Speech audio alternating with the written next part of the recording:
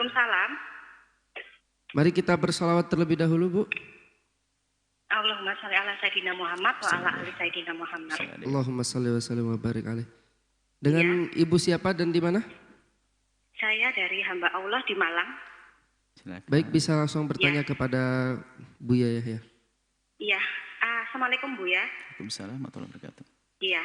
Begini Buya, ini peristiwanya sih, maaf di luar tema ya. Ini peristiwanya pada tahun 2013. Pada waktu itu suami saya bertengkar dengan suami. Terus saya pernah bilang ke dia, kalau caranya gini lebih baik cerai saja, saya bilang gitu. Ibu. Iya. Enak bertengkar. Terus, itu? ya enggak enak. Ya enggak enak. Iya. Terus waktu itu suami tuh kelihatannya serius banget. Dia ngomong, oh gitu mau kamu. Ya sudah, aku turuti. Nanti saya bilang ke ibu. Akhirnya dia pergi ke rumah ibunya, terus bilang ke ibunya itu bahwa dia ingin berpisah sama saya. Terus ibunya itu telepon ke ibu saya. Cuman ibunya itu nggak membahas masalah perceraian, hanya cuman bilang mereka berdua ini kok bertengkar terus gimana gitu saja. Itu. Nah, apakah pada saat itu sudah jatuh talak? Itu pertanyaan yang pertama, Buya. Anda sebenarnya. Ya. Anda pengen bercerai atau enggak? Saya waktu itu cuma sekarang Anda pengen? Enggak pernah, enggak ingin. Terus yang kedua itu tahun 2015 suami saya waktu itu bertengkar lagi. Suami saya itu dengan marahnya dia bilang ke saya, mulai sekarang kamu bukan istriku lagi. Dia bilang gitu. Waktu itu saya mikirnya orang ini kok sampai segini marahnya. Terus dia keluar dari rumah, terus pulang. Setelah itu besoknya saya minta maaf ke dia. Akhirnya dia memaafkan, tapi dia masih agak ngambek gitu loh.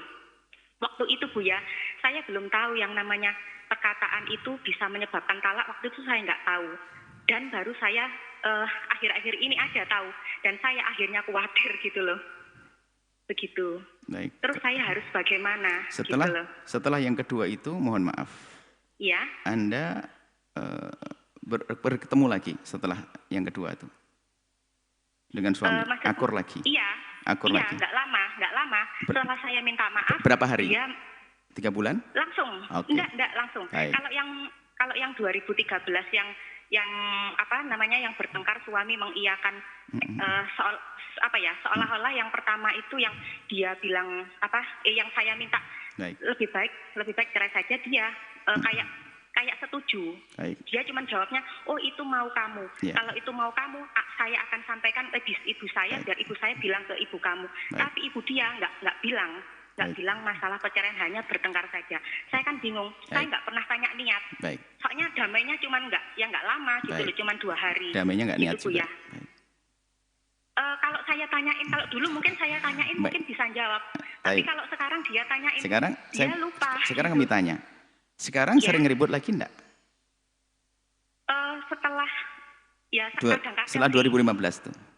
Iya, masih sering, cuman nggak separah yang kedua itu gitu loh Bu ya. Subhanallah. Terus saya harus bagaimana? Saya kan juga takut ya gitu loh. Anda harus kalau berubah. Suami agak lupa. Iya, saya sudah berubah Bu ya. Saya serahkan. Ya, baik, saya jawab. Pertanyaan gitu aja. Terima kasih Bu ya. Assalamualaikum warahmatullahi wabarakatuh. Assalamualaikum. Unik. Wanita unik. Kadang wanita minta cerai ini banyak pertanyaan. Setelah minta cerai saya nggak mau. Setelah minta cerai saya nyesel. Jadi ada sebagian wanita, alhamdulillah, makanya hikmahnya kenapa hak cerai diberikan oleh Allah pada kaum pria, bukan kepada kaum wanita. Kalau hak cerai diberikan kaum wanita itu banyak orang nikah seminggu cerai. Karena wanita itu lembut sehingga punya permasalahan sedikit langsung pisah saja dan sebagainya. Alhamdulillah diberikan kepada kaum pria. Maka kami nasihatkan kepada wanita, jangan gampang seperti itu. Nah, kemudian di sisi lain, Anda ini kaum pria itu harus tahu itu wanita itu dengan kelembutannya. Sehingga bahasanya sering adalah bahasa berlebihan karena emosi cintanya dan sebagainya. Karena kalau orang merasa dicintai, tiba-tiba dilukai, itu rasanya itu adalah berat. Sehingga kaum pria itu harus paham dan cerdas. Kalau ada seorang istri minta cerai itu, ya, hei suami, dengar. Kalau istrimu tiba-tiba minta cerai itu, jangan kamu mengiyakan. Itu adalah terbatasnya kalimatnya seorang istri. Dia itu waktu ngomong cerai aku sebetulnya pengen ngomong begini, bang yuk berubah bang, gitu. Cuman karena bahasanya terbatas, dikuasai emosi cintanya sama Anda, lalu dia ngomong cerai saja saya, gitu. Maksudnya bukan cerai, maksudnya apa? Yuk berubah bang. Suaminya bebel, ya aku cerai kau. Nah ini. Itu bahasa perempuan kan dikit-dikit cerai. Cuman laki-laki cerdas ngomong, itu bukan cerai. Dan alangkah banyaknya wanita setelah ngomong minta cerai, setelah itu berapa menit kemudian sudah nyesel dia. Berarti bahasanya yang sangat terbatas wanita tersebut. Makanya pria harus paham, jangan turuti. Kasih, turuti, nanti kalau sudah tenang, ngobrol bareng, makan bareng, suap-suapan, yang jadi ini minta cerai. Gitu, baru ngomong nanti. Rata-rata ngomong enggak jadi. Jadi mohon ini dari kedua belah pihak, tolong wanita, jangan dikit-dikit semacam itu. Takut suami bukan orang yang paham, lalu terjadilah perceraian.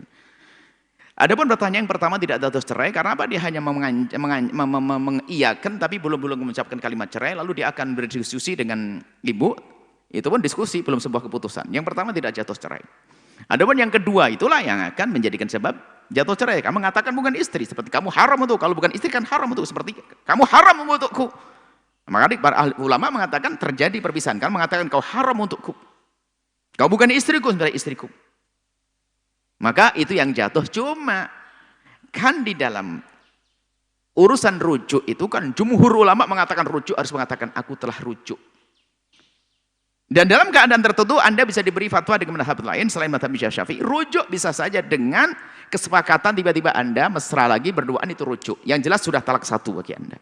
Harus waspada, jangan main-main. Sampaikan pada suami jangan main talak. Sudah talak satu. Makanya asalkan dia rujuk, baik rujuk dengan omongan atau rujuk dengan pekerjaan. Lihat, dalam mazhab Syafi'i nggak ada rujuk dengan fi'il. Rujuk harus dengan ucapan dalam mazhab Syafi'i. Dari mazhab lain selain mazhab Syafi'i boleh rujuk dengan pekerjaan. Melakukan hubungan suami istri terjadi rujuk. Karena apa? Kalau dia seorang mukmin nggak akan melakukan itu kecuali karena sudah menganggap itu istrinya. Jadi rujuk. Makanya kami tanya, selagi masih waktu dekat belum berlalunya masa iddah, maka dianggap rujuk berarti sudah cerai satu dan hadir. Masih ada dua, tapi jangan main-main ya. Tolong kepada semuanya, jangan dikit-dikit senjata cerai. Kalau hanya untuk menundukkan suami, jangan, bukan dengan kekerasanmu wahai wanita, bukan pembangkanganmu wahai wanita, bukan setiap omongan suami kau balas wahai wanita, bukan tolak pinggang wahai wanita, bukan tolak punggung wahai wanita, bukan Anda tiba-tiba tidak membuatkan anak, tidak memasak, menanakkan nasi, bukan. Akan tapi kalau ingin merayu suami adalah balas dengan kelembutan, keindahan, pengabdian, pengorbanan, kasih sayang, cinta dan seterusnya, maka luluh itu sang suami. Mudah. Istrinya emosi ya, tolak pinggang, keluar taring, nggak buatin kopi, sebagainya ya, tambah jadi suami. Kemudian hei suami, masya Allah, wanita itu digambarkan oleh Nabi itu dibuat dari tulang rusuk. Tulang rusuk itu kalau dibiarkan akan bengkok, kalau dikasari keras, maka harus penuh dengan kehati-hatiannya.